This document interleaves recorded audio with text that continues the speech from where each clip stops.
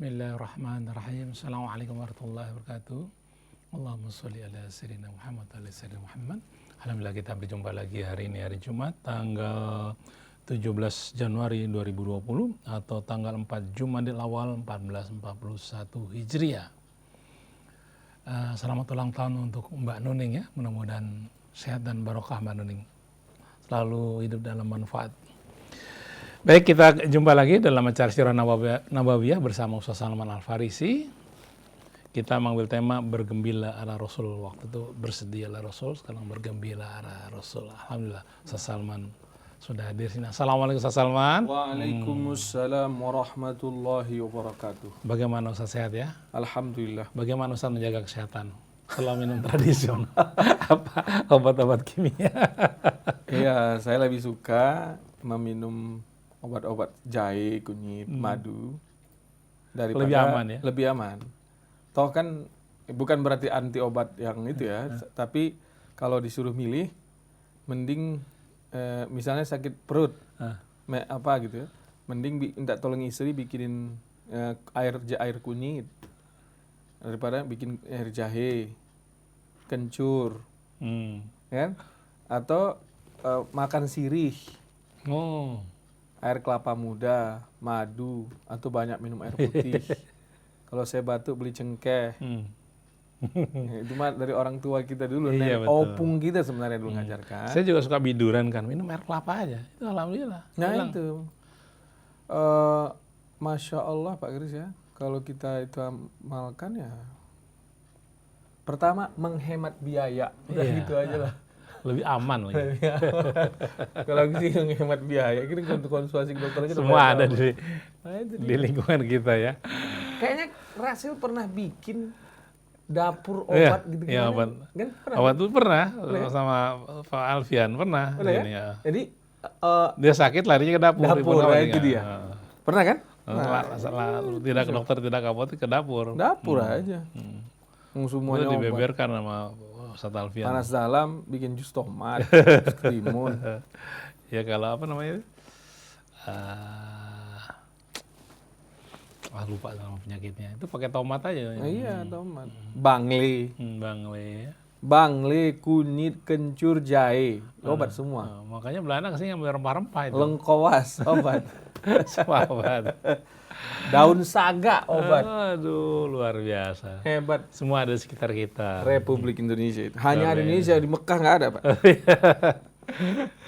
Oke, mari kita ikuti materi yang akan disampaikan Ustaz Salman, yaitu bergembira ala Rasul. Baik, terima kasih Pak Krisna. Semoga kita diberkahi oleh Allah Amin, SWT. amin, amin.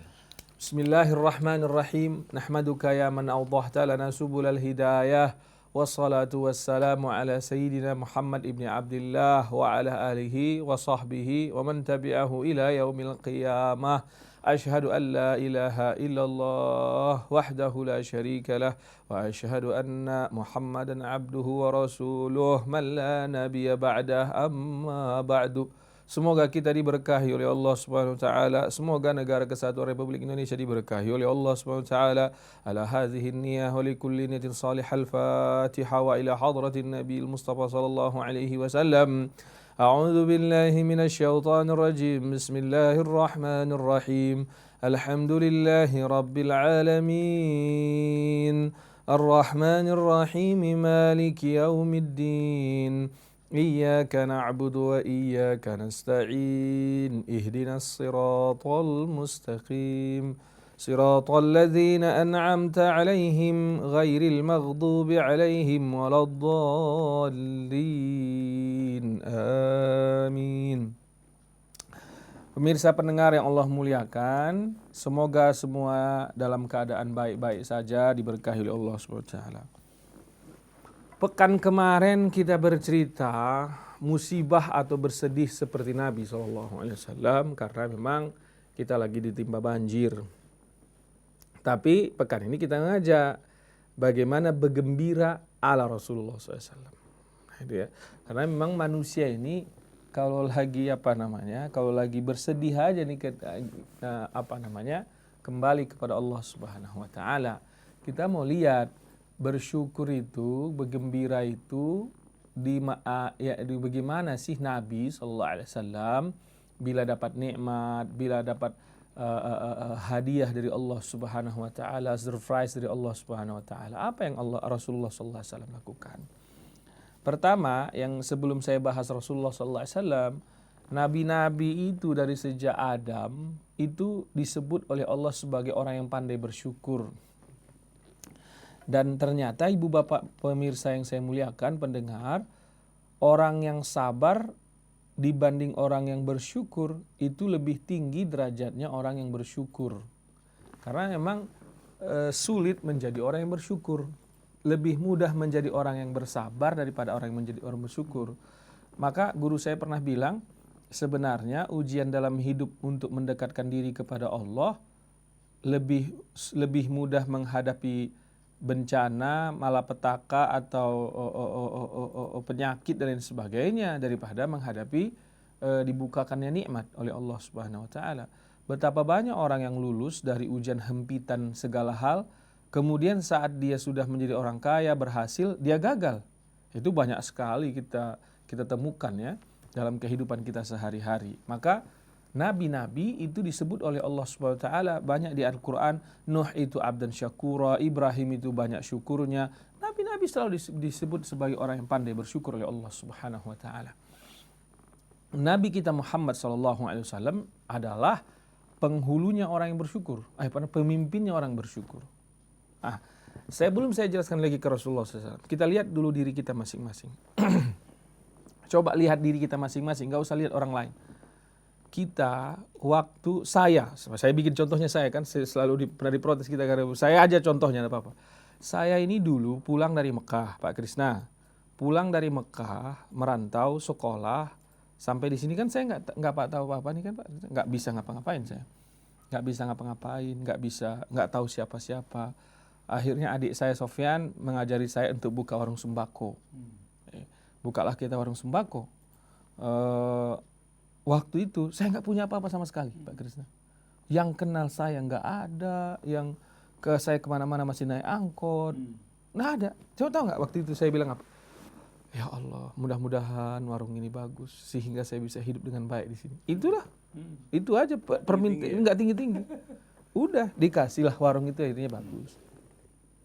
Rumah ngontrak maksudnya? Masih ngontrak, rumah masih ngontrak. Udahlah berdoalah kita lagi. Nggak pernah kita lupa itu mensyukuri bahwa tadi dari tidak tahu apa-apa, dari omsetnya warung itu 50.000 per hari, artinya marginnya cuma 5.000. Akhirnya dinaikkan Allah menjadi 1 juta per hari laku, menjadi 2 juta per hari laku. Marginnya sudah 100 sampai 200.000 per hari.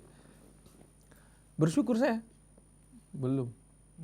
Saya udah mulai, ya Allah. Tadi padahal mintanya cuma apa? Sampai di situ kan? Mintalah kita sama Allah SWT. Mudah-mudahan tahun depan ada rezeki beli rumah. Kok jelek aja nggak apa-apa ya Allah. Dikasih sama Allah. Bagus lagi. Enggak. Pertamanya dikasih sama Allah ada orang. Saya ingat betul ibu-ibu dari Aceh. Dia ingin pulang ke Aceh. Karena dulu sukses di warungnya sini. Ada beberapa hal menyebabkan dia jatuh lah. Dia ingin jual rumahnya. Tapi memang kondisi rumah itu rumah tua. Setelah kita cek masuk. Setelah tanya masuk kita beli rumah itu. Bersyukur saya. Muncul lagi keinginan yang lain di hati. Ya Allah, rumah ini kok jelek ya. Padahal tadi ngewarung ngontrak, akhirnya sekarang ngewarung di rumah sendiri nggak bayar kontrak. Bersyukur. Bahkan kalau saya coba analisa diri saya sendiri, segitu hebatnya lompatan yang Allah kasih entah penyakit apa, kesulitan apa, udah galau kita langsung. Lupa kita sama nikmat yang sudah Allah kasih itu. Beginilah manusia. Saya cerita dulu sampai nanti saya di sini ya. Udah. Akhirnya saya terus berwarung sembako. Warung sembako kan. Warung sembako ini akhirnya Allah mulai bukakan, ada yang percaya sama saya, ngajar. Mulai saya ngajar. Ngajar di sini. Di rumah apa di Talem? Kalau namanya Rumah Gemilang Indonesia. Ngajar saya di situ. Mulailah saya dibayar tentang ilmu saya yang saya punya ini. Menurut saya bagus gitu. Artinya gini, kalau diukur sama orang profesional bagi dia itu kecil pasti ya. Tapi kan bagi saya yang baru saja di Jakarta, belum tahu siapa-siapa, tiba-tiba mengajar di situ dan ada gajinya. Wah, alhamdulillah. Alhamdulillah muncul. Cuman sehari, 2 hari, 3 hari muncul lagi keinginan baru. Bikin lagi. Lupa kita nikmat ini betapa luar biasanya. Begitu terus kita. Akhirnya warung sembako jadi 2. Akhirnya dari Rumah Gemilang Indonesia ini, karena saya ngajarnya itu sifatnya motivasi, terlatih nih saya public speaking saya dengan sendirian di situ.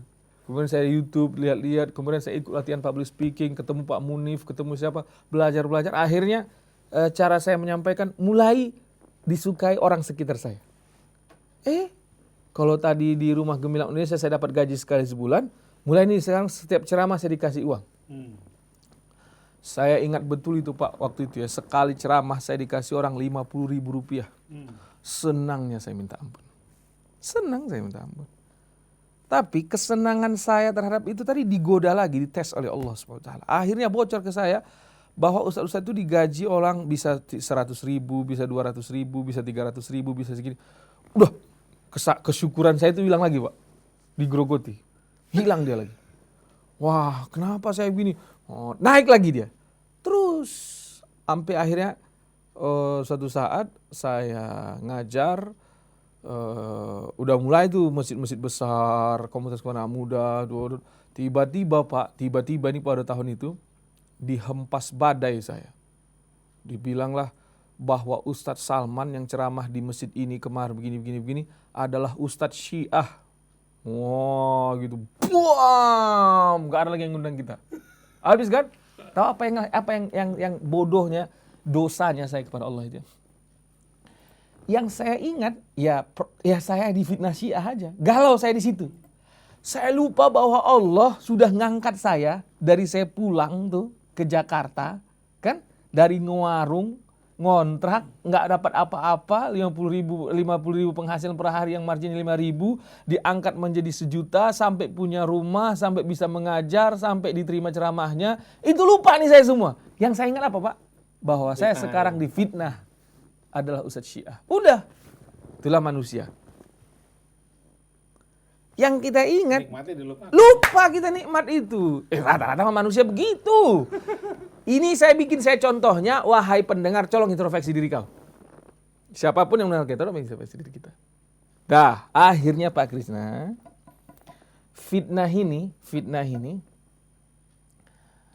saya kan nikah tahun 2013 tuh ya. Nikah saya terjadilah fitnah ini ya, nggak ada lah, sepi lah saya istilahnya. Saya nggak bisa pungkiri bahwa orang undang saya ceramah itu, saya nggak pernah minta uang saat saya ceramah, tapi kalau dikasih orang saya terima, alhamdulillah. Menurun lagi tuh kondisi saya itu. Ngewarung lagi, ngewarung. Terangkat lagi. Itu waktu itu Pak Munif nelpon saya, ada sekolah mau nyari yang sudah belajar tentang kita punya ini tapi bisa bahasa Arab. Ketemu di situ sama Pak Ihsan. Dibawalah saya ke Insan Mandiri. Wah, di situ saya bilang, ya Allah, alhamdulillah. Kau coba aku kena fitnah ini bla bla bla bla bla. Saya bertemulah di sini kan. Waktu itu menurut saya yang diberikan oleh Insan Mandiri besar. Besar bagi saya, besar itu. Apalagi Insan Mandiri pada waktu itu Pak Ihsan Pak Fahri belum apa-apa. Ini nanti rumahnya Ustadz Salman di sini. Kan gitu ya. Tadi kita reuni sebentar kan di rumah Ustadz Salman di sini. Nanti daripada Ustadz Salman naik motor kan waktu itu kan. Dikasih mobil nih buat pakai pulang pergi. Masya Allah. Apakah saya bersyukur? Bersyukur beberapa hari kita bersyukur. Sesudah itu apa yang terjadi? Udah mulai lagi tuh digoda lagi kita supaya kita dapatkan yang lebih banyak lagi. Dari mengajar di Insan Mandiri sama Pak Farid, ada waktu itu di sini kosong hari Jumat, enggak ada ustadznya. Pak Farid bilang sama saya, Salman, kau dulu ganti dulu daripada saya ulang, ganti dulu. Kan itu pertama. Enggak ada rencana saya ngeciri hasil kan. Dipanggil sama Pak Farid, saya lagi di ruangan kantor di Insan Mandiri, Pak Farid manggil. Salman, kau isi dulu ganti, Ustadz nggak datang beliau, nanti ganti sekali aja. Ya udah, aku bilang sama Pak Farid, aku nggak pernah aku bicara di radio. Pak, ketemulah aku sama Pak Kris di sini kan, ngisilah kita pertama kali. Nggak tahu aku disuruh ngisi seterusnya. Betul kan? Disuruh ngisi seterusnya. Dari Insan Mandiri ke Rasil. Di Rasil sebenarnya tidak ada kita di sini sepakatan Salman kau akan dibayar sekian. Itu tidak ada di situ. Artinya perpindahan saya dari insan mandiri ke Rasil itu tidak ada di situ, antara sabar syukur tidak ada di situ. Yang menjadi adanya di situ menjadi bahan introspeksi saya adalah ketika hampir 3-4 bulan sesudah saya di Rasil, mulai yang ngundang saya adalah pendengar Rasil. Oh, mulai ramai lagi nih ya. Itu sampai nggak ke bendung akhirnya. Sampai Bisa 1000 jadwal. 1000 jadwal. Belum lagi kita ada pergi ke Mekah, ke Madinah, umroh apa. Apakah saya bersyukur? Jawabannya, kalau boleh saya bilang, hanya Allah lah yang tahu ya. Betapa kuatnya dorongan syaitan dan hawa nafsu agar saya melupakan betapa besarnya nikmat yang Allah kasih itu, kita menginginkan yang lebih besar lagi. Begitulah terusnya manusia. Manusia ini waktu pegang uang 100.000, dia bilang, awalnya alhamdulillah, dia bilang tuh 100.000 alhamdulillah. Udah nanti sebulan dia pegang 100.000, udah pengen 200.000. Alhamdulillah emang awal-awal pengen 300.000, pengen. Akhirnya nih kalau tidak bisa kita hentikan nih, kalau tidak saya hentikan akan menjadi budak syahwat lah saya. Maka alhamdulillah saya mendekati guru-guru yang mampu mendidik hati kita. Wah Salman, kalau kau sudah bilang begitu, segera hentikan. Harus dihentikan. Apa yang harus dihentikan? Semua hal yang membuat kita berlomba-lomba justru mencari prestasi dunia, bukan Allah yang menjadi tujuan kita, harus segera kita hentikan. Kenapa? Karena itu akan menyesatkan kita. Karena itu akan menghancurkan kita. Lihatlah sudah banyak orang yang menjadi korbannya. Fir'aun contohnya. Fir'aun itu dari kecil bla bla bla bla bla akhirnya jadi raja. Sesudah jadi raja dia lihat betapa hebatnya kekuasaan dia, betapa luar biasanya dia, selalu menang dalam peperangan, selalu mampu mengalahkan musuhnya, memperluas wilayahnya, betapa patuhnya orang sama dia. Akhirnya karena lupa dia Allah SWT dalam nikmatnya ini, menjadi di pertuan agung, bahkan dia bilang ana rabbukumul a'la, sayalah Tuhan kalian. Nah, di sini pemirsa yang saya muliakan, pendengar yang saya muliakan, sejatinya manusia itu punya fitrah untuk ke sana. Jadi dikasih satu, nanti sebulan 2 bulan bertahan, dia mencukupi rasa satu ini, dia minta 2, terus 4, terus 6, terus 8, terus 10. Bila dia tidak beriman kepada Allah Subhanahu wa taala, dia akan ikuti terus sampai akhirnya dia dihinakan oleh Allah di dunia atau dihinakan oleh Allah di akhirat. Ini yang terjadi. Kita coba telusuri itu ya, kalau koruptor-koruptor itu kita tanya. Tanyalah coba koruptor-koruptor itu. Siapa koruptornya misalnya? Dia ketua apa, dia menjabat apa. Kalau dia syukuri sebenarnya gaji yang dia punya, take home pay yang dia punya, dia bawa pulang. Dia tidak usah memikirkan lagi keserakahan yang ada dalam dirinya. Dia tidak usah lagi memikirkan bahwa mobilnya harus lebih mewah dari yang sudah dia pakai. Dia tidak usah lagi memikirkan bahwa rumahnya harus pindah, bahwa ini harus begini begitu. Pasti apa yang terjadi? Dia akan selamat menjadi seorang pejabat, pensiun dengan baik tanpa ada kasus apapun. Memanglah terlihat tidaklah terlalu kaya, tapi tidak ada masalah. Gitu kan? Saya bertemu kemarin dengan seorang jenderal pensiun. Oh, apa kata dia? Saya Salman yang paling saya syukuri, alhamdulillah sudah jadi jenderal bintang 1 saya. Saya pensiun baik-baik saja. Kenapa? Banyak teman-temannya sudah pensiun, apa yang terjadi? Tiba-tiba dipanggil oleh KPK, tiba-tiba dipanggil oleh polisi, terjerat kasus korupsi. Coba cek semuanya itu. Semuanya itu mereka yang korupsi. Siapa yang coba sekarang ini yang berlomba-lomba menghabisi negara Indonesia ini kan? Apa yang mereka punya? Keserakahan. Mereka lupa bersyukur. Mereka lupa bahwa dulu mereka punya 1, mereka minta 2 kepada Allah SWT. Dikasih 2 oleh Allah SWT. Bertahan kepuasan 2 itu sebulan 2 bulan. Mereka minta 3 kepada Allah SWT. Allah kasih 3, bertahan 2 bulan 3 bulan, syukur atas 3 itu. Dikasih Allah lagi ketika dia minta 4, 5, 6, 7, 8, 9. Ketika dia punya 100, dia sombong. Dia punya kekuasaan, dia punya wewenang, dia punya jabatan. Akhirnya karena keserakahan menggerogoti jiwanya, melakukan kecurangan demi kecurangan. Kadang-kadang yang wal-iyazubillah, wal-iyazubillah, wal-iyazubillah, kecurangan itu tidak dibuka oleh Allah di dunia ini, dipertumpuk oleh Allah Subhanahu wa taala. Dosa kecurangan-kecurangan karena tidak bersyukurnya kita itu ditumpuk oleh Allah sampai kita meninggal. Nanti baru dibuka oleh Allah Subhanahu wa taala di akhirat, wal-iyazubillah. Semuanya berawal dari mana? Karena kita tidak bersyukur. Sama, ini bukan pejabat aja, ustadz juga begitu. Seorang ustadz bila menikmati ketersyuhurannya, keterkenalannya, amplopnya dibayar tebal, apa dan lain sebagainya semuanya, lupa dia bahwa itu tujuannya adalah Allah Subhanahu wa taala. Dia harus mensyukuri nikmat Allah Subhanahu wa taala. Dia harus hentikan patah morgana yang sedang di depannya itu, bahwa patah morgana apapun ceritanya adalah sebuah kepalsuan. Kalau dikejar terus keindahan patah morgana, amplop dan kawan-kawannya ini, pasti suatu saat mudah-mudahan malah diingatkan Allah di dunia. Ya, diingatkan Allah di dunia masih syukur, punya kesempatan kita untuk putar balik. Loh, kalau nggak diingatkan oleh Allah SWT, kita terus menjadi orang yang kufur terhadap nikmatnya Allah SWT ini. Wal-iyazubillah, wal-iyazubillah, wal-iyazubillah. Kenapa kalau sudah sampailah ke nyawa di kerongkongan, tak ada lagi kesempatan. Kita mati dalam kondisi kufur nikmat. Islam memang catatannya, tapi kufur terhadap nikmat Allah SWT. Sungguh demi Allah saya ucapkan, orang yang kufur terhadap nikmat lebih banyak dibandingkan orang yang tidak bersabar terhadap ujian Allah Subhanahu wa taala. Kita lihat baginda Rasulullah sallallahu alaihi wasallam.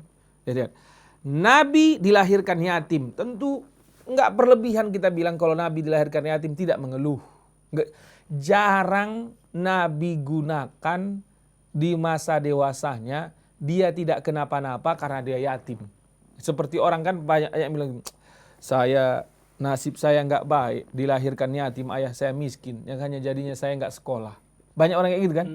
Nah itu karena dia nggak tahu Nabi. Nabi SAW yatim. Pernahkah dia sesali keyatimannya setelah dia dewasa? Tidak pernah. Yang ada apa? Dia syukuri kepada Allah SWT. Disusukan jauh ke Taif, dia syukuri kepada Allah SWT. Meninggal ibunya, bersedih, namun memang sallallahu alaihi wasallam karena itu sebuah kewajaran, namun tidak membuat dia larut. Dia justru mensyukuri apa yang Allah beri. Meninggal pamannya, dia syukuri kondisi, bersedih tapi dia tetap bersyukur kepada Allah Subhanahu wa taala. Terus sampai akhirnya mengembalakan kambing. Saat dia mengembalakan kambing, berhasil pengembalaan kambingnya. Terkenal namanya di kota Mekah bahwa Muhammad pengembala kambing yang baik, bahwa Muhammad pengembala kambing yang profesional, bahwa Muhammad pengembala kambing yang amanah, bahwa Muhammad pengembala kambing yang jujur. Akhirnya pemilik peternakan kambing, ketika kambingnya dirawat oleh Nabi Muhammad sallallahu alaihi wasallam, mereka berikan Rasulullah SAW upah yang lebih banyak dari sebelumnya. Sombongkah Rasulullah SAW? Kufur nikmatkah Rasulullah SAW? Bosankah dia dengan nikmat-nikmat yang Allah berikan? Tidak. Makin lama dia makin bersyukur. Makin tinggi upah yang Allah kasih kepada dia, makin banyak syukurnya. Dari mana bukti kesyukuran Rasulullah SAW? Nabi SAW saat umur-umur masih remaja sudah pandai berterima kasih terhadap nikmat yang diberikan oleh Allah SWT. Padahal belum ada satu ayat pun larangan untuk kita kufur nikmat, belum ada satu ayat pun diturunkan untuk mengajak memotivasi kita bersyukur. Namun begitupun baginda Nabi besar Muhammad SAW saat sudah punya rezeki di umur-umur belasan tahun, saat dia berhasil mengembalakan kambing, tak lupa dia berbagi dengan kawan-kawannya. Minimal berbagi dengan sepupu-sepupunya. Ada Ja'far, ada Aqil, ada Ummu Hani, ada Ali bin Abi Thalib radhiyallahu anhum ajma'in. Tidak pelit Rasulullah SAW. Tidak dimakan sendiri Rasulullah SAW nikmat yang Allah beri. Kemudian apa? Apakah Nabi menjadi orang yang mengada-ngada, berangan-angan agar lebih besar, lebih besar, lebih besar, lebih besar, lebih besar, lebih besar? Tentu Nabi punya cita-cita yang bagus. Nabi punya motivasi yang bagus. Nabi ingin tetap menjadi orang yang lebih kaya dari kondisi sebelumnya. Diberikan oleh Allah Subhanahu wa taala kondisi yang lebih kaya, kondisi yang lebih banyak duitnya, kondisi yang lebih banyak rezekinya. Tapi apakah dia menjadi seperti saya yang sombong ketika diberikan oleh Allah rezeki? Apakah dia menjadi seperti kita yang lupa terhadap Allah saat nikmat sudah diberi? Banyak kan kita begitu. Kebanyakan kita bilang, oh ini hasil disiplin saya ini. Oh ini hasil karena saya baik dalam belajar ini. Oh karena saya kerja keras ini. Oh saya karena ini. Lupa di Allah Subhanahu Wa Taala. Apalagi manusia-manusia modern kebanyakan sekarang. Ketika nikmat dibuka oleh Allah Subhanahu Wa Taala. Dia pergi berzina. Dia pergi berjudi. Dia pergi minuman khamar. Dia hanya sekedar beli sepeda Brompton. Dia hanya sekedar beli cincin. Dia hanya sekedar beli jam Rolex. Aduh keren ikat pinggang kalau merek Louis Vuitton. Aduh keren kacamata Ray-Ban. Aduh keren rumah. Bengak hidupan ini jadinya. Bengak betul kehidupan manusia di zaman ini. Mereka hanya berlomba-lomba supaya sebut lebih sukses. Mobilnya Velfire seri terbaru, dimodif sehingga sekian miliar rupiah. Kamarnya aja layak hotel. Bengak manusia zaman sekarang ini. Yang mereka hebatkan kesuksesan mereka raih hanya sekedar mempamerkan kalau ballroom rumahnya kayak hotel, kalau reception rumahnya kayak hotel, kalau mobilnya mewah, kalau dia pergi ke Belanda, pergi ke Inggris, pergi ke sini jalan-jalan. Bodoh. Gitu. Maka sering saya bilang bahwa orang yang sabar banyak, orang yang bersyukur sulit. Ini kehidupan kita kayak gitu. Lomba-lomba kita supaya mobil kita lebih mewah. Saya pribadi pun yang paham agama, belajar ilmu agama, belajar sirah nabawi. Ingin aku lomba-lomba untuk punya mobil yang lebih mewah. Bosan aku dengan mobilku yang sekarang. Tapi harus mampu kita mengkontrol betapa jahatnya kufur nikmat ini. Kita saat-saat digrogoti oleh kufur nikmat, harus kita bilang, Salman, kau dulu cuma punya motor. Kemana-mana kehujanan. Sekarang Allah kasih nikmat, jangan kau dikejar-kejar oleh keinginan nafsu syahwatmu. Gitu ya.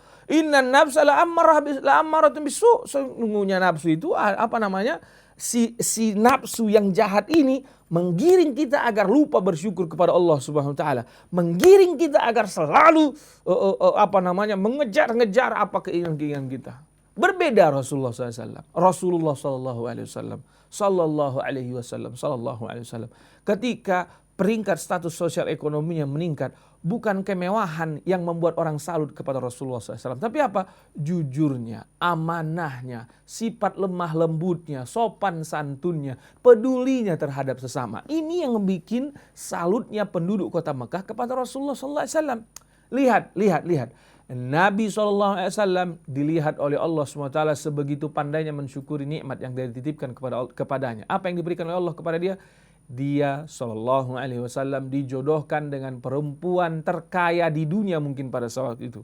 Siti Khadijah radhiyallahu anha wardaha. Apa yang terjadi di rumah Khadijah Rasulullah SAW? Akhirnya tadi dia pengembala kambing, tadi dia pedagang kecil-kecilan. Sekarang setelah bertemu Siti Khadijah, dia memperdagangkan harta istrinya Khadijah radhiyallahu anha. Kalau tadi dagang warung sembako kecil-kecilan, sekarang dia punya retail, products, dia yang memproduksi retailnya. Kayak Wings Food, kayak OT, kayak itu sekarang di Indonesia ini. Jadi dia yang punya itu sekarang. Dia punya air mineral, dia punya bensin, dia punya macam-macam yang dia punya sallallahu alaihi wasallam. Nah, kita lihat lagi di sini. Apakah Nabi menjadi orang yang kufur nikmat pada waktu itu? Ya Allah, hebat dan mulianya akhlak Nabi kita. Dengan gelimang harta yang dimiliki oleh Nabi SAW. Yang dimiliki oleh Nabi SAW. Dia tetaplah sederhana penampilannya. Ini berat ini untuk diamalkannya. Jangan karena pelit ada orang sederhana penampilan, tak ada sedekah, itu pelit namanya. Dia SAW tetap belanja baju ke Tanah Abang.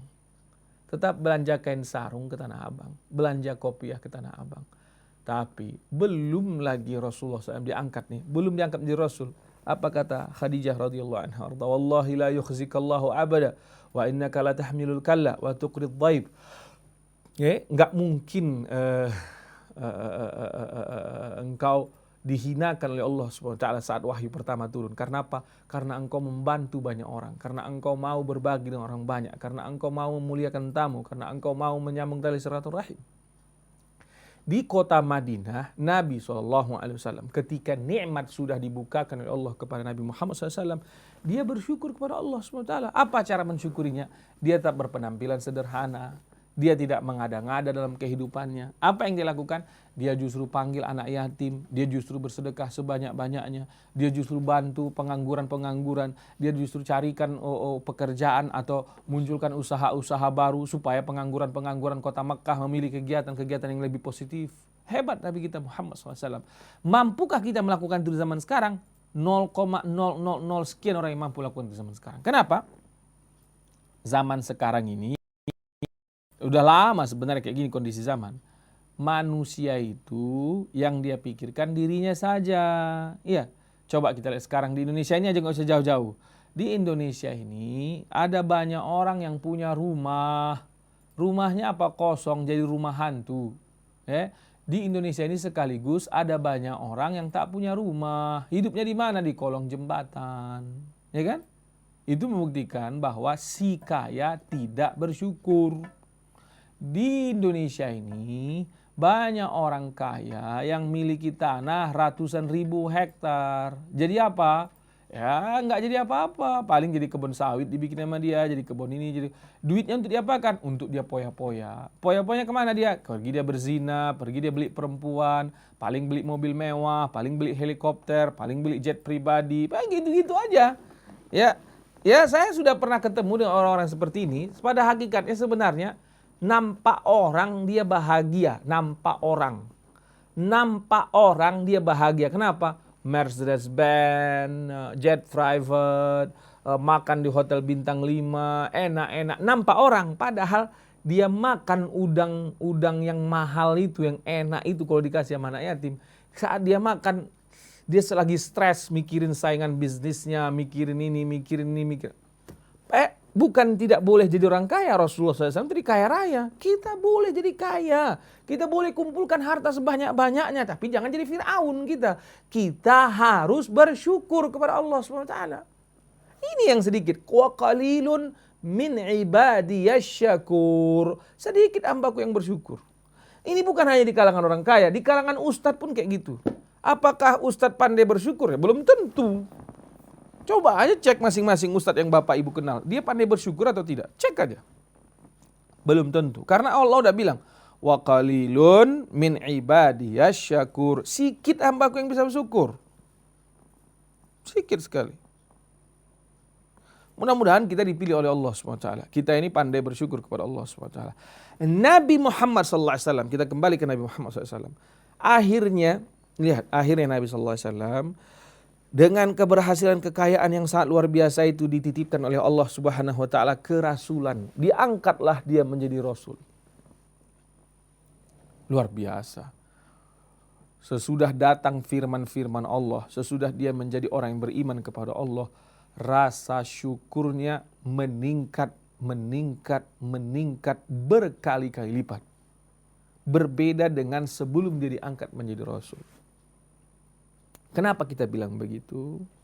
Harta yang banyak ini di stop oleh Nabi. Nabi tidak lagi sibuk dengan mencari harta lebih banyak lagi. Apa yang disibukkan oleh Nabi?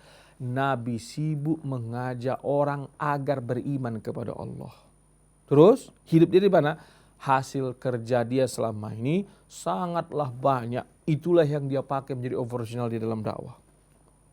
Dan Rasulullah SAW memang dia ini orang yang luar biasa ya. Syukurnya tidaklah berkurang, justru semakin bertambah.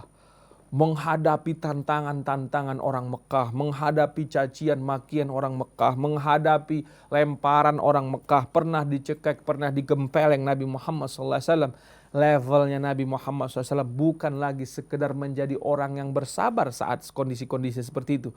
Tapi dia sudah dijuluki menjadi orang yang sangat bersyukur terhadap kondisi-kondisi yang dihadapi oleh Nabi Muhammad SAW. Tentu ini berat. Ya, saya juga nggak mampu saya itu ya. Sampai kayak gitu Nabi SAW. Ditempeleng apa semua. Sampai Nabi bukan sekedar sabar, tapi sudah bersyukur dengan kondisi itu. Terus Nabi SAW berdakwah. Sampai Nabi akhirnya pernah diembargo. Terus Nabi SAW hijrah. Akhirnya Nabi sampai ke Madinah Al-Munawwarah.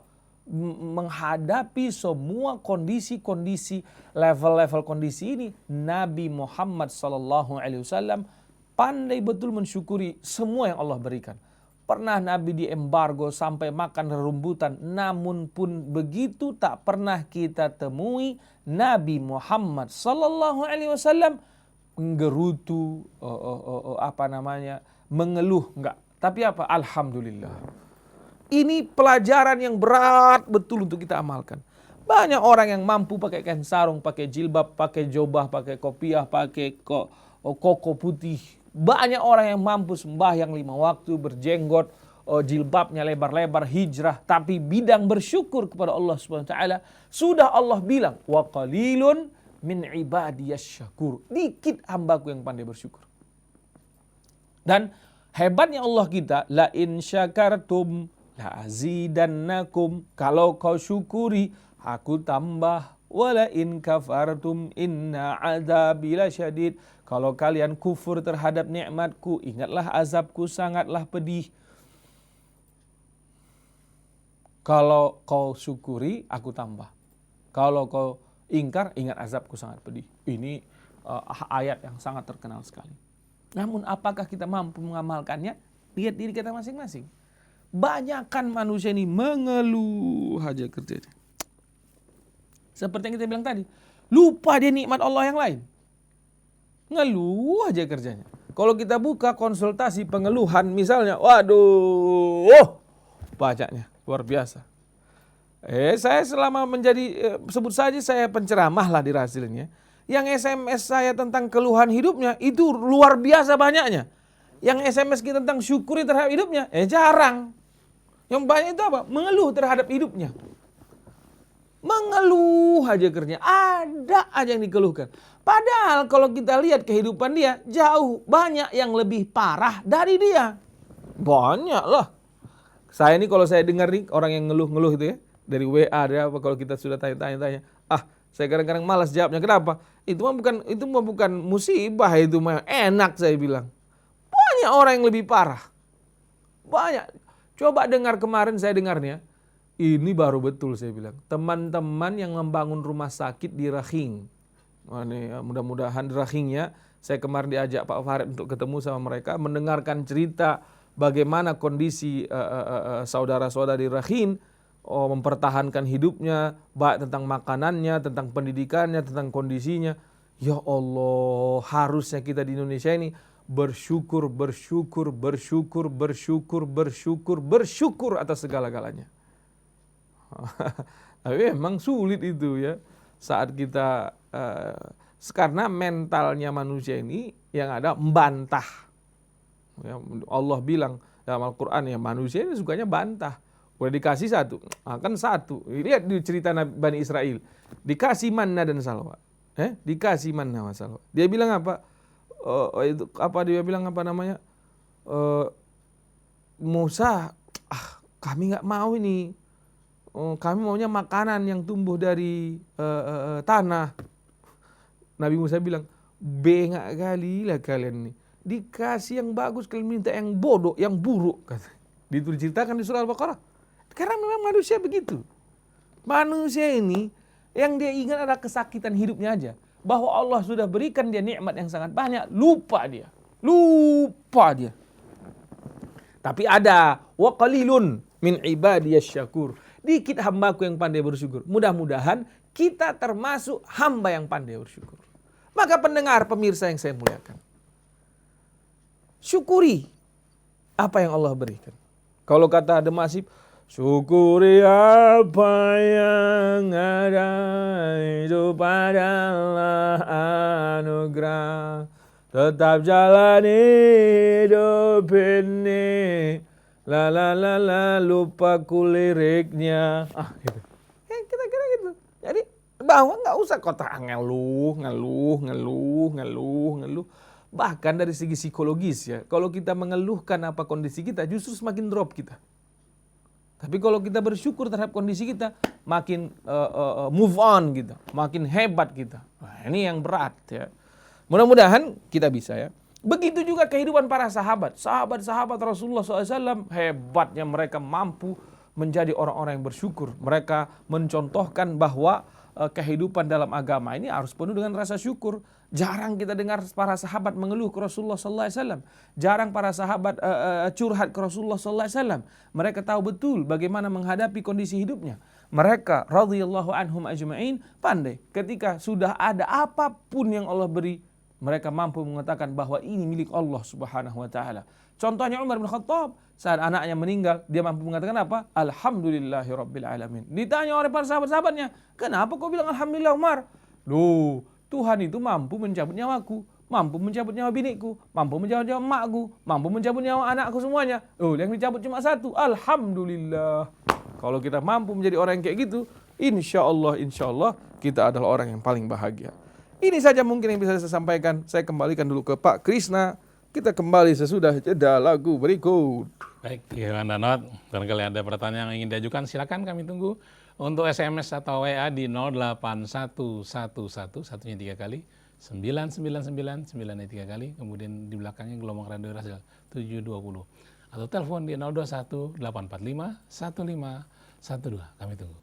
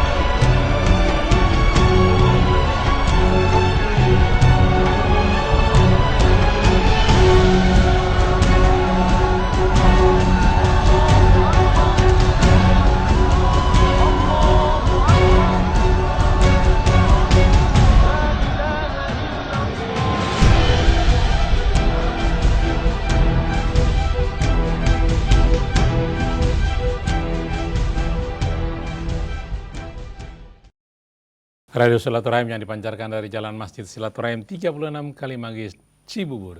Juga dipancarkan ke berbagai daerah, ke Batam, Sukabumi, Semarang, Pontianak, kemana lagi ya?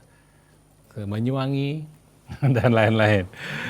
Oke, kita terima telepon dulu ya. Halo, Assalamualaikum. Assalamualaikum warahmatullahi Halo. wabarakatuh. Assalamualaikum. Waalaikumsalam warahmatullahi Ya, dengan siapa nih, Maaf? Bung Krisna, saya dengan Bapak Taswin, Bung Krisna. Bapak Takdir. Taswin. Taslim, oke, silakan Pak Taslim. Assalamualaikum Bapak Salman Al-Farisi, Pak Ustadz. Waalaikumsalam. Ahlan wa sahlan Pak Taslim. Saya udah berapa kali sini. Saya mendengar pencerahan Pak Ustadz itu semakin semangat ya untuk bertanya begitu Pak. Alhamdulillah. Yang pertama tadi Pak Ustadz mencerahkan mengenai Nabi Musa gitu ya, Nabi Fir'aun dan sebagainya, Korun, Nabi Muhammad dan sebagainya. Itu merupakan contoh dan uswah kita yang ada pada waktu itu ya. Karena uswah yang pertama tentunya Nabi Muhammad gitu ya dengan Nabi Musa. Tapi kali ini Korun nampaknya merajalela di dunia ini sekarang karena nggak bersyukurnya gitu, sehingga bala-bala yang datang bertubi-tubi di Indonesia ini mungkin akibat dari kurang bersyukurnya gitu loh Pak Ustaz. Jadi mobil bergelimpangan dan sebagainya, manusia disalahkan, gubernur disalahkan, padahal mereka nggak bersyukur gitu, mobil mewah dan sebagainya hancur, akibatnya seseorang yang disalahkan. Ini kan salah kaprah gitu loh Pak Ustaz, menurut saya. Iya. Satu itu. Yang kedua, di dalam era yang sekarang ini, ya mungkin Pak Ustadz nggak perlu lah kita bicarakan ya, masalah koruptor tadi Pak Ustadz singgung juga kan gitu. Iya. Ini akibat tidak bersyukur ya, sementara rakyat dicekik dan sebagainya, mereka menari-nari kan begitu Pak Ustadz. Betul. Sehingga Allah menurunkan sebetulnya bukan cobaan, kayaknya hancap ini bertubi-tubi di Indonesia ini, gempa segala macam gitu. Saya merasakan ini kayaknya bukannya cobaan lagi, jadi kayak seperti Nabi Nuh dulu gitu Pak Ustaz. Jadi ini kalau menurut saya coba Pak Ustadz beri penjelasan kepada para pemimpin kita, apalagi ini kasus macam-macam lah ya yang mengeruk uang rakyat ini. Ini artinya kan rakyat bukan dikasih kesejahteraan, malah dengan keserakan tidak bersyukur mereka. Bahkan rakyat dicekek dengan kenaikan berbagai macam gitu. Bahkan diancam kalau nggak bayar BPJS. Ini kan udah Firaun gitu loh. Betul. Pak Ustadz. Jadi intinya Pak Ustadz beri penjelasan kepada uswah kita yang nggak bisa kita lihat sekarang ini, ya kan? Bahkan uswah kita ini udah masuk ke eksekutif, nggak perlu saya sebut nanti nggak enak gitu ya. Jadi dengan pemimpin kita yang sekarang ini nggak bisa. Nampaknya kita mayoritas Islam tapi dikangkangi oleh mereka. Saya ingin Pak Ustadz kalau ada bukan 9 naga ya, kan saya pernah bilang 9 bintang bulan itu yang harus kaya seperti Nabi Muhammad sekarang ini sehingga kita gak injak itu loh Pak Ustadz. Karena kemiskinan akan mendekati kekufuran itu Pak Ustadz. Itulah Pak Ustadz, tolong dicerahkan bagaimana supaya mereka pemimpin kita terutama yang induknya ya di presiden dan wakil presiden dan menterinya yang semua ini kita harus ingatkan gitu loh Pak Ustadz. Amin. Assalamualaikum. Waalaikumsalam warahmatullahi wabarakatuh. Sebenarnya gini Pak ya, mengingatkan pejabat ini sama presiden misalnya gitu ya, itu gini, kayak presiden kita ataupun pejabat kita, nggak usah lah kita bilang, koruptor itulah kita bilang ya. Koruptor itu kan kita lihat mereka ini orang-orang yang paham hukum positif, hukum negatif, hukum agama gitu ya. Apalagi kan negara kita ini negara beragama. Di Katolik, di Kristen, di Buddha, di Hindu, apalagi di Islam, korupsi itu tidak boleh kan gitu. Nah, kita memang dibingungkan sama pejabat-pejabat kita ini, sekolahnya tinggi-tinggi, bagus-bagus, tahu agama, tahu hukum, tapi korupsi. Kenapa ini? Kalau saya sih saya bilang tadi, ini keserakahan ya. Keserakahanlah yang sudah membuat orang-orang Indonesia ini melakukan itu. Mereka merasa kurang terus. Nah, terus bagaimana kita nak merubah mereka ini? Dia itu menjadi orang seserakah itu udah embrionya udah mengeras, udah membatu di hatinya. Maka kalau kita bilang, saya suka kemarin dapat share dari teman saya tentang koruptor harus dihukum seberat-beratnya. Jangan diberi fasilitas enak di penjara. Ini pun nggak bisa kita atasi ya. Negara ini selalu bilang bahwa hukum ini adil. Negara ini selalu bilang bahwa semua diperlakukan sama. Ternyata enggak. Si pencuri ayam yang tak punya backup apapun itu pasti dihukum sehina-hinanya. Sementara koruptor dihukum semulia-mulianya. Dan kita pun gini, saya coba Pak Taslim, mudah-mudahan masih dengar kita. Giliran yang korupsi itu teman kita, kadang-kadang kita tidak memprotes terhadap hukum yang berlaku kalau dia enak di penjara. Itu sering saya dapatkan itu. Jadi kalau dia lagi ngomongin korupsi betapa kerasnya, tapi giliran teman dia kan bilang ini pencemaran nama baik dan lain sebagainya. Kan ini yang terjadi di bangsa ini. Kerusakan bangsa ini luar biasa Pak Taslim.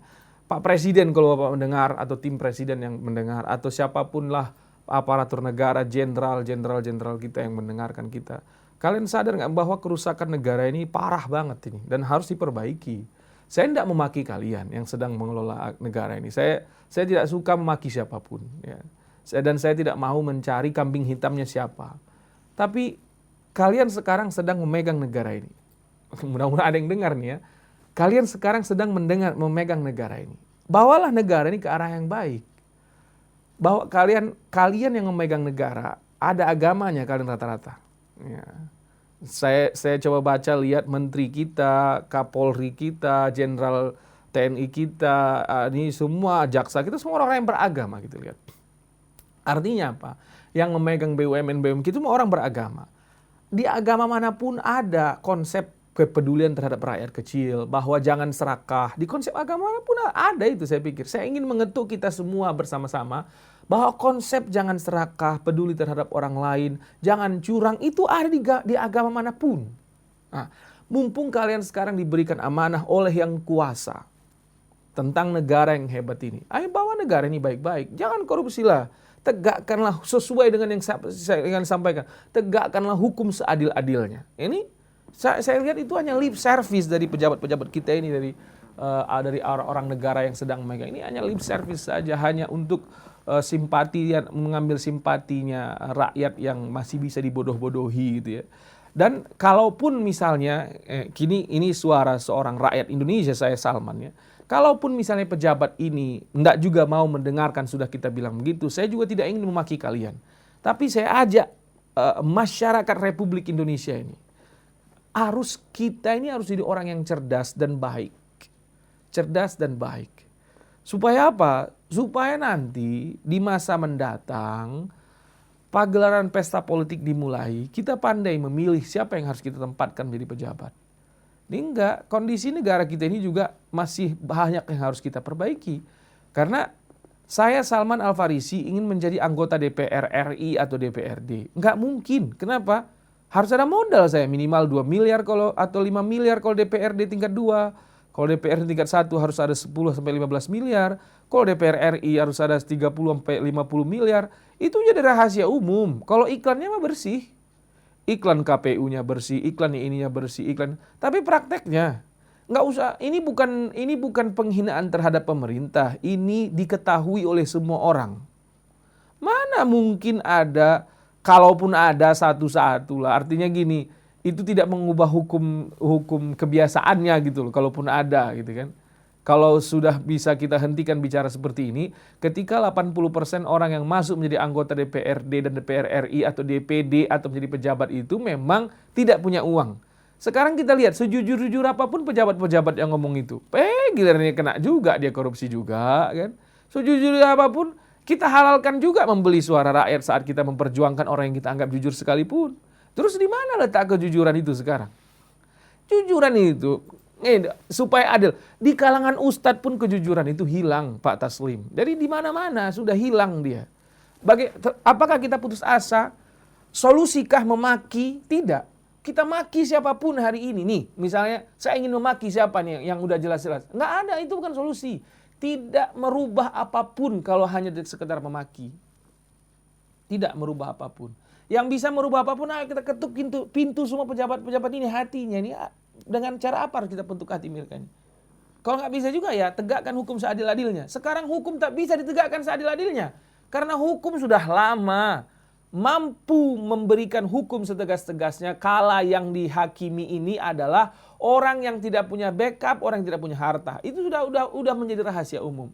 Kalau seorang jenderal, seorang pejabat, seorang punya masalah, buntu negara ini memutuskan itu. Nggak bisa mereka memutuskan itu. Terus apa yang harus kita lakukan? Memaki? Nggak usah maki Pak, nggak ada gunanya. Diam kita, loh jangan diam. Solusi yang paling mujarab adalah, ini udah sering saya sampaikan terakhir ini, dirikan pendidikan yang mencerdaskan bangsa ini dan menjadikan bangsa ini berakhlak. Insya Allah nanti 4 atau 20 tahun yang akan datang, yang kita didik ini akan menjadi orang yang cerdas, baik hati, berakhlakul karimah. Yang akan menggantikan ASN yang ada sekarang. Yang akan menggantikan jenderal-jenderal yang ada sekarang. Yang akan menggantikan pejabat-pejabat yang ada sekarang. Yang akan menggantikan kiai, habib, ustadz-ustadz yang ada sekarang. Karena merubah kondisi bangsa ini Pak. Nggak bisa simsalabim, abrakadabra, jeger. Nggak bisa. Itu impossible bahasa Bataknya udah. Iya, nggak bisa. Memang kita ini orang, udah saya bilang dari awal, kita ini di zaman kita ini mencari orang yang bersyukur. Allah sudah legalisir bahwa yang bersyukur itu sedikit. Di zaman ini sangat sedikit. Saya aja nggak berani bilang apakah saya pandai bersyukur atau tidak. Hanya Allah yang tahu. Dan harus saya buktikan kalau saya bisa bersyukur di tingkah laku saya sendiri. Ayo look at yourself. Bisakah kita mensyukuri nikmat yang Allah beri? Karena jika ajaran agama ini kita amalkan di dalam diri kita, akan mempengaruhi orang sekitar kita. Bila sekitar kita ini sedang curang, sedang tak pandai bersyukur, sedang tak adil, sesungguhnya kita juga seperti itu. Maka memaki bukan solusi. Ayo kita perbaiki negara ini. Kalau saya dari dulu saya bilang, bikin pendidikan yang baik di Republik ini. Udah. pemerintah belum mendukung, pemerintah tidak mengganggu kita bikin pendidikan swasta. Ini kadang-kadang kita di swasta yang masih kita cari adalah lomba prestasi, piala, akreditasi. Hanya itu yang kita kumpul-kumpulkan. Bagaimana supaya sekolah kita ini laku, banyak muridnya. Hanya itu juga targetnya. Yang nggak akan mungkin berubah bangsa ini. Mustahil berubah bangsa ini. Ya, kita lihat nih sekolah-sekolah ini sekarang. Yang mereka cari bagaimana? Dibaguskan ininya. Tujuannya apa? Supaya tertarik orang sekolah, supaya bayarnya mahal, berlomba-lomba bikin mahal. Mahal sekarang di mana-mana biaya pendidikan. Amanahnya ada tidak? Akhirnya melatih semuanya serba komersial, semuanya. Bukan cuma di bidang pendidikan, di bidang ceramah, di bidang seniman pun. Lihatlah seniman-seniman masa lalu. Seniman-seniman masa lalu lagunya mengabadi. Kenapa? Karena mereka main musik. Saya pernah mendengarkan wawancara, dulu kita main musik itu ada yang main gendang, ada yang main, kita kumpul bikin satu lagu, udah kita nyanyi bareng-bareng. Kalau ada hasil bagi sama-sama, kalau nggak ada ya udah biarkan lagu itu menjadi milik banyak orang. Itu omongan seniman, betapa dulu masih murninya jiwa orang, sekarang yang kotor sekali. Lagunya makanya abadi ya. Abadi lagunya. Ibarat air di daun keladi. Sampai sekarang lagu itu disukai orang. Coba lagi. Itu seniman. Di bidang apapun sebenarnya. Maka bersyukurnya manusia-manusia ini memang saat ini sedang rusak. Terus kita maki. Tidak ada gunanya. Apa yang saya lakukan? Didik. Itu. Tapi aku nggak punya uang, Salman, bikin sekolah. Bikin di masjid. Minta izin sama DKM. Bikin sore bikin pendidikan untuk anak-anak yang masih kecil. Bagaimana mereka pintar dan terdidik menjadi orang yang punya budi pekerti yang baik. Ini jawaban. Dan itu akan berubah 20 tahun yang akan datang. Kalau kita rame-rame saat ini. Ya, tapi kalau kita nggak begitu mulai saat ini. Dan yang kita suarakan lagi-lagi memaki, ya tidak akan menjadi apa-apa. Tapi banyak orang tak sependapat sama aku bicara kayak gini. Bahkan banyak orang yang marahi aku bicara kayak gini. Bahkan ada yang mengaku orang nggak peduli ketika saya bicara begini. Tapi kalau pendengarnya ya saya memang begitu dari awal. Saya ingatkan, wahai pemerintah, wahai pejabat, kalian itu ya sadar diri. Bentar lagi kalian mati. Saya nggak tahu itu betul tidak. Ada kader salah satu partai yang sedang rakernas katanya di Jakarta mati dalam kondisi berzina. Wallahu a'lam, aku nggak betul apa enggak. Apa kalian tidak takut mati dalam keadaan begitu? Apa kalian tidak takut mati saat korupsi? Mati saat uang rakyat ada di tangan kalian? Kemudian makan anak cucu kalian? Nabi SAW mengingatkan daging yang terlahir, daging yang berkembang dari harta yang haram. Fannaru aula bih. Neraka lebih pantas baginya. Bukan neraka jahanam. La sila ama neraka jahanam. Kecelakaan dalam hidup. Anak tak suka belajar agama. Anak tak suka sembahyang. Anak doyan narkoba. Anak akan doyan seks bebas. Pergaulan bebas. Wal'iyazubillah. Kenapa? Gudhiya bil haram. Karena dia diberi makan dengan yang haram. Tapi kalau kita bersyukur. Lihatlah office boy hidup dengan gaji 2 juta. Bisa tuh dia. Kenapa kau yang sudah punya pejabat gaji kau 15 juta kurang? Kenapa? Serakah, titik. Lihat pembantu rumah tangga kau bisa hidup dengan... Berapa sih kau gaji pembantu rumah tangga kau? Saya dengar, coba lihat aja pembantu rumah tangga. Berapa gajinya pembantu rumah tangga, Pak? 2 juta? 2 juta. Bilanglah 3 juta. Bisa kan dia hidup? Bisa. Bisa. Sekolah anaknya? Sekolah. Sering saya temukan pembantu rumah tangganya, sekolah anak pembantu rumah tangganya lebih bagus daripada sekolah anak majikannya. Sering. Itu sering banget sering-seringnya.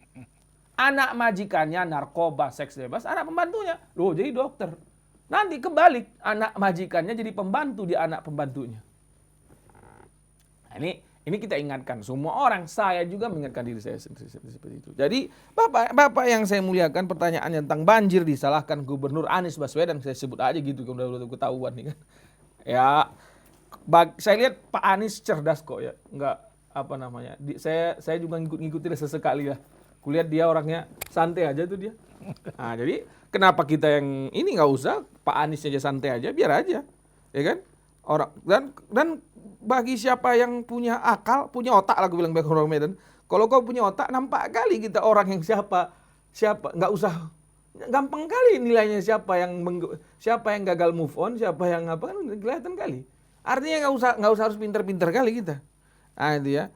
Ya udahlah. Terus banjir ini bagaimana cara ngatasinya? Bisa kita atasi banjir ini kalau kita semua mau. Ini sayangnya buang sampah kita sembarangan, ketika banjir kita salahkan pemerintah. Nggak usah Anies, siapapun nanti gubernurnya gitu ya. Selokan kita biarkan mampet saat musim kemarau, nggak dibersih-bersihkan. Ini fakta Pak di Jakarta ini, fakta.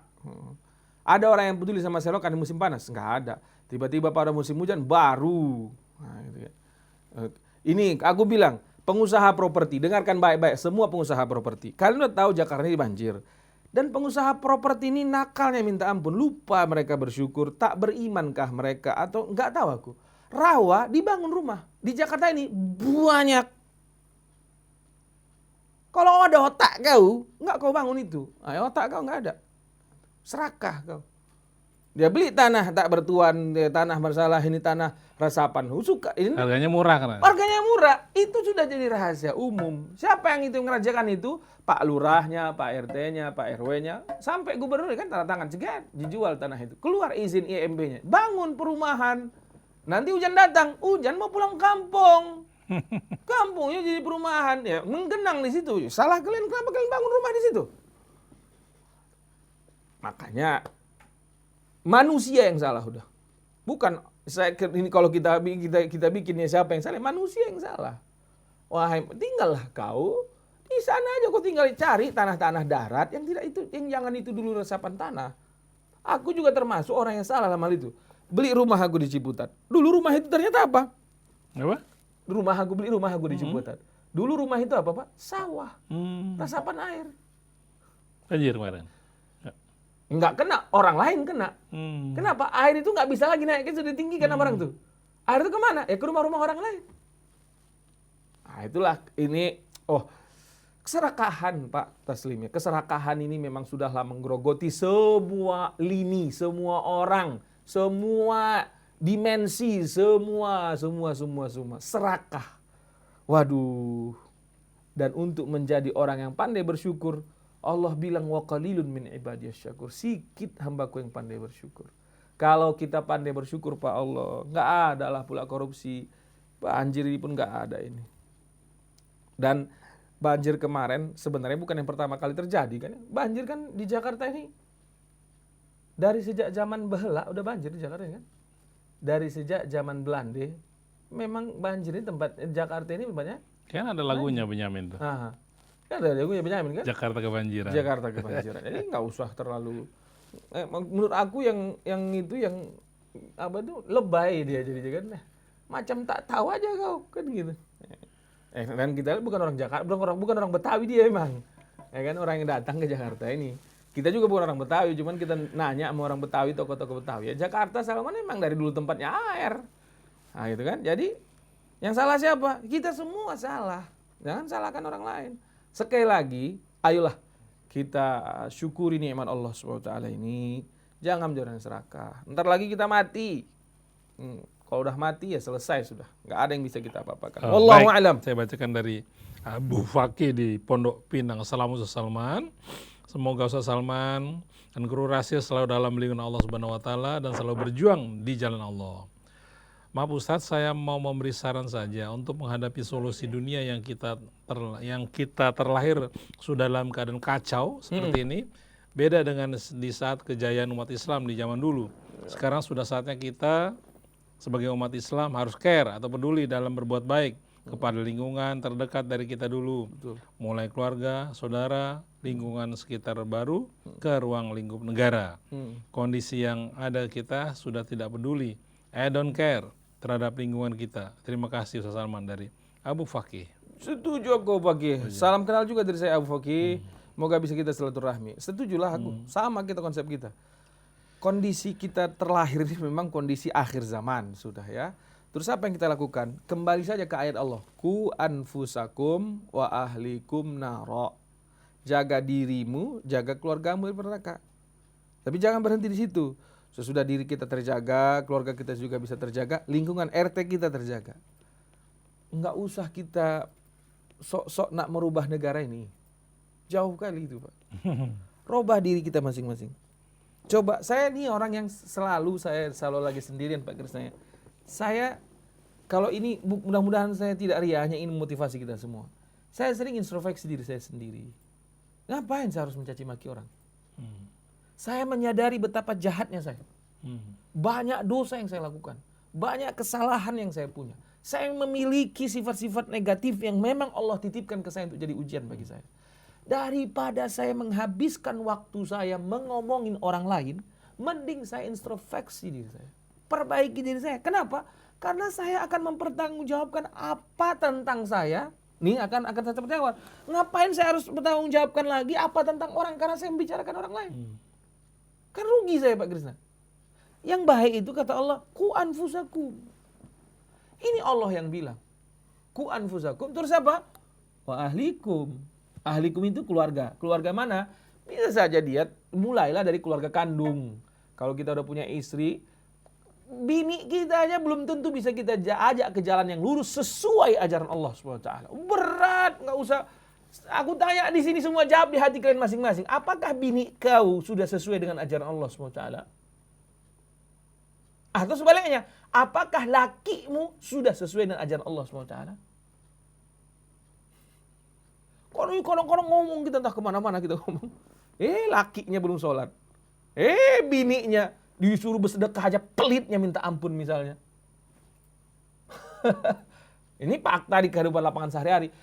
Ternyata anaknya belum sholat. Kalau kayak gitu mental pejuangnya, kalau kata orang Arab, faqidu syai' la yu'ta. Engkau nggak punya apa-apa, gimana kau bisa memberikan apa-apa? Kita sendiri belum selesai dengan diri Kita sendiri nggak selesai. Ini yang mengakibatkan bencana ini diperparah oleh munculnya manusia-manusia yang lupa dirinya sendiri. Ayo, Salman, kenapa? Dulu sempat saya hampir terpengaruh juga ingin seperti lebih melihat orang lain daripada diri sendiri. Tapi saya dinasehati oleh guru saya, ngapain kau Salman merepot-repot untuk ngecek orang lain? Kau emang udah baik kau Salman. Panggil saya lamar, saya dinasehati. Kau lupa, kau masih begini, kau masih begini, kau masih begini, kau masih begini. Udah sholat kau Salman 5 waktu, berjamaah kau, khusyuk kau sholatnya. Udah mampu kau menghindari segala dosa. Ini paha perempuan lewat masih kupelototin. Apa? Bilang aja kayak gitu. Lewat di negara kita ini paha bertebaran di mana-mana, dada di mana-mana dipang-pang oleh perempuan-perempuan Indonesia ini. Enggak kuat juga iman kita kadang-kadang. Tengok mulus tetet. Kenapa tidak melihat diri sendiri? Look at yourself. So, setuju aku sama Abu Faqih ini. Pas sekali Abu Faqih. Ayo kita mulai kita suarakan. Perbaiki diri. Perbaiki keluarga. Sekeluarga ini luas memang maknanya. Tapi mulai dari kecil. Nah, habis saudara kandung, saudara yang semua sepupu kita, tetangga kita. Ayo ajak mereka jadi baik. Tanpa harus menjadikan kita sebagai guru mereka. Sebagai enggak. Kita hanya mengajak mereka saja. Kita ajak mereka bicara. Kita ingatkan mereka. Oh itu berat. Ayo perbaiki lingkungan. Aku sering bilang kayak gini. Kalau ini kita amalkan. Aku tanda tangani surat di notaris. Insya Allah 5 tahun akan datang. Negara ini baik. Masya Allah. Insya Allah. Baik, selanjutnya dari Adi di Kuitang. Assalamualaikum Salman. Ya. Saya Adi di Kuitang. Saya sekarang sedang belajar buka kelas pelatihan Nahwu Shorof gratis. Visi yang sedang saya istiqomahi adalah cerdaskan umat dengan 2 jam Nahwu Shorof per pekan. Mohon saran agar saya istiqomah. Bukan, WA aku dulu. Coba balas WA-nya Pak. Nomor Salman ini. WA aku ya, aku tunggu. Siapa namanya Pak? Adi. Bang Adi, aku tunggu Ustaz Adi ya. Karena pesantren kita juga butuh Nahwu Shorof ini. Oh gitu. Aku tunggu Bang Adi ya. Tolong kirim nomor aku ke WA baik, nanti ya. aku kirim. Nah, biar nanti di WA-nya aku, biar nanti Kuitang ya, Kuitang Parung dekat lah dibandingkan Kuitang ke Medan. Kita juga lagi memikirkan bagaimana agar umat paham Nahwu Shorof. Karena beliau singgung saya mengenai Nahwu Shorof. Menurut saya pribadi ya, menurut saya ini analisa pribadi saya dan saya tidak jadikan saya sebagai sebuah hukum publik, enggak. Cuman menurut saya ini, rusaknya pemahaman agama ini rusaknya pemahaman agama ini termasuk disumbang oleh banyaknya ustadz yang tak paham Nahwu Shorof. Grammar bahasa Arab. Jadi saya ulangi sekali lagi. Menurut aku pribadi, rusaknya pemahaman agama ini ikut disumbang oleh banyaknya ustadz yang tak paham Nahwu dan Shorof. Akhirnya dia fatwakan aja Al-Quran itu sesuai terjemahan pula kadang-kadang. Bisa kasih contoh nggak Ustaz? Banyak. Hadir aja ke pengajian Ustaz Husain hari Selasa. Karena gini, aku kemarin ngaji Ustaz Husain. Hari Selasa kemarin aku datang ke pengajian Ustaz Husain hari Selasa. Pemirsa datang itu tapi memang agak tinggi itu pengajian itu, maksudnya kelasnya udah level S2 gue pikir kajiannya. Tapi keren sekali Ustaz Husain bikin pengajian hari Selasa kan. Tapi tanyalah anggota pengajiannya hari apa, jam berapa, takutnya beliau lagi nggak sehat supaya pas datang pas ada beliau. Itu Ustaz Hamzah dan Ustaz Husain gandeng di situ. Masya Allah, ini dua macan ilmu ini di majelis, saya bilang kan. Saya hadir. Wah. Di situ Ustaz Hamzah menjelaskan beda makna kaum dan makna ummah. Dalam bahasa Indonesia nggak ada bedanya. Dari mana kita dapat itu? Grammar bahasa Arab. Kalimat bahasa Arab itu Pak Krisna, beda mudhaf ilaihnya, beda artinya. Beda fa'ilnya muta'addikah dia lazimkah dia, beda maknanya. Kalau di terjemahan nggak dapat. Kenapa Allah mengungkapkannya dengan jumlah ismiyah, dengan jumlah fi'liyah? Kenapa dibikin khabar? Kenapa pakai kana? Kenapa nggak pakai fi'il yang tam saja? Itu ada makna di sana semuanya. Maka ini karena beliau nahwu dan sharaf, penting sekali nahwu sharaf. Jadi harusnya madrasah tahfiz jangan dilepas sesudah dihafal Quran. Kasih nahwu sharaf. Karena Al-Quran itu bahasa Arab. Lu baru ibaratnya hafal Al-Quran, dia punya lahan 1.000.000 hektar. Boleh kita lepas? Jangan. Ajari dulu dia pacul, traktor apa semua, nanam semua, supaya tanah ini bermanfaat. Dikelola dengan baik. Ustadz Adi, aku doakan semoga kau diberkahi panjang umur, banyak majelis nahwu sharaf kau, dan kita bisa silaturahmi. Aku tunggu di pesantren. Oke Adi. Assalamualaikum Salman. Saya Umar di Batam. Saya selalu saja merasa amat sangat bersemangat menghadapi hidup saat dengar Ustadz ceramah. Selalu saja saya bersemangat untuk terus bersyukur kepada Allah Subhanahu wa taala. Tapi masalahnya Ustadz begini.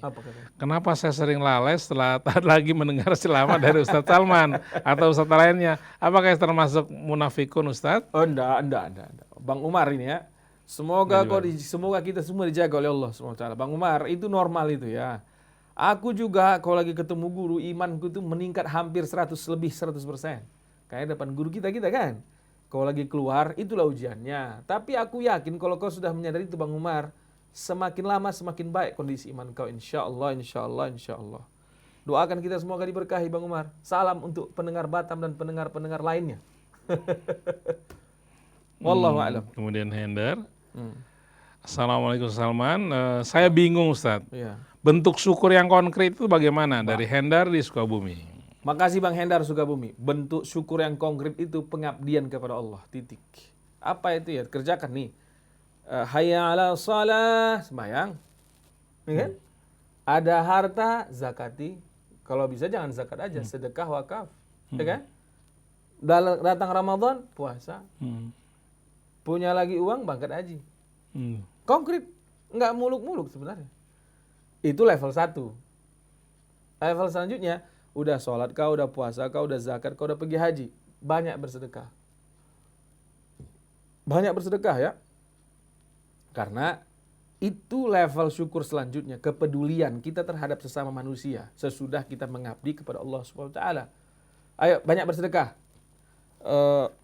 Jangan lupa lah kita bersedekah ya. Karena kemarin saya didatangi ke pesantren namanya Pak Haji Dedi. Muridnya Ustaz Husain juga. Dia cerita tentang sedekah. Luar biasa. Padahal aku yakin beliau bukan alumni pesantren. Ya. Tapi karena dia praktek sedekah, jadi luar biasa. Jadi ya, aku dengarkan cerita dia tentang sedekah. Masya Allah saya bilang. Bayangkan itu Pak ya. Orang tak punya pun basic pesantren atau hafal Quran bla bla bla bla. Ketika dia amalkan nama dia sedekah, dahsyat. Dia bawa uang ada dia tas pakai amplop. Jadi ketemu anak yatim dikasih. Duitnya makin banyak. Coba itu ya Bang Hendra kalau kau mau ya kayak gitu. Sebenarnya tentang sedekah ini aku sering bilang kalau aku ceritakan semuanya lebay nanti. Iya. Sedekah ini ajaib. Ajaib betul. Pendengar Rasil itu ya banyak lah yang datang ke pesantren. Kalau sebut nanti namanya nggak selesai ceramah kita nyebut nama mereka aja. Ada Kak Ita, ada Bu siapa, banyak lah Ummahat Rasil nih. Masya Allah. Coba kita tanya mereka, berkurangkah harta mereka? Tidak, Enggak, malah tambah. malah tambah. Jadi nggak sulit sebenarnya bersyukur itu. Tapi bagi orang yang tidak punya bakat memang ya pelit, ya minta ampun dia. Jadi dia ada orang kan salah ngasih 5.000 aja ke tukang parkir, stres dia. Ya. Udah jumpa orang kayak gitu. Iya. Aduh, kan harusnya 2.000 tadi. Coba saking stresnya manusia akhir zaman yang tak bersyukur itu. Saking tergantungnya kepada harta. Ya Allah, aku bilang cuma apa sih 5.000 doang, aku bilang. Ngapain kau ribut hanya gara-gara 2.000 ke 5.000? Nah itu kalau sampai kayak gitu, aduh itu waliyahzubillah, jangan kita kayak gitu. Jangan, itu udah parah itu. Itu kalau kanker stadium 17 itu sudah. Besok meninggal udah itu. Parah itu. Jangan, kita ketemu dengan banyak orang Pak Kris ya. Ada lagi pendengar Rasul juga namanya, baru sekali di pesantren. Orang Ciputat, Pak Marwan kalau nggak salah namanya. Datang dia. Dia memulai hidupnya, ketemu dia sama Ustadz, mau pengen bikin pesantren. Ya? Di Ciputat. Dia punya rumah satu-satunya, itu rumah dia. Itulah satu-satunya rumah dia. Harta dia. Dia wakafkan rumahnya itu untuk Ustadz bikin pesantren. Terus dia ngapain? Dia ngontrak. Miskinkah dia? Enggak. Kaya raya dia sekarang. Masya Allah. Kalau ku ceritakan semua ini, nggak selesai. Dibuat buku, Ustaz. Oh, betul juga. Pengalaman-pengalaman sodako dari berbagai orang. Jadi gini, aku kan selama ini belajar ayat-ayat sedekah, ayat Al-Quran, sirah nabawi sedekah. Justru semakin kesuntik saya supaya rajin bersedekah karena ketemu mereka-mereka ini. Kalau aku ceritakan banyak kali, perempuan yang tadinya entah apa kegiatan, entah apa sesudah hijrah bersedekah, laki-laki kehidupannya lebih berkah. Berkahnya minta ampun. Berkahnya itu berkah yang apa ya kita bilangnya? Unforgettable. Tak terbayangkan gitu. Ini Bang Hendra kalau mau bersyukur konkret. Kau sekarang punya uang berapa? Sedekahkan. Nah itu. Sedekahkan ke mana? Anak yatim dekat-dekat kau aja. Jangan bilang karena uang kau sedikit. Aku juga pengalaman aku dalam sedekah. Sampai kita ke Mekah ini, ke Jakarta, ke Mekah apa semua. Kalau kita tidak bersedekah justru macet rezeki kita. Nah itu kalau bersyukur itu banyak bersedekah. Kan kita bilang tadi, Nabi Muhammad SAW semakin banyak rezeki dia ketika mengembalakan kambing, semakin banyak rezeki dia ketika dia bersama Khadijah radhiyallahu anha radhaha, semakin banyak kepedulian dia terhadap sesama. Banyak sedekah dia kepada orang.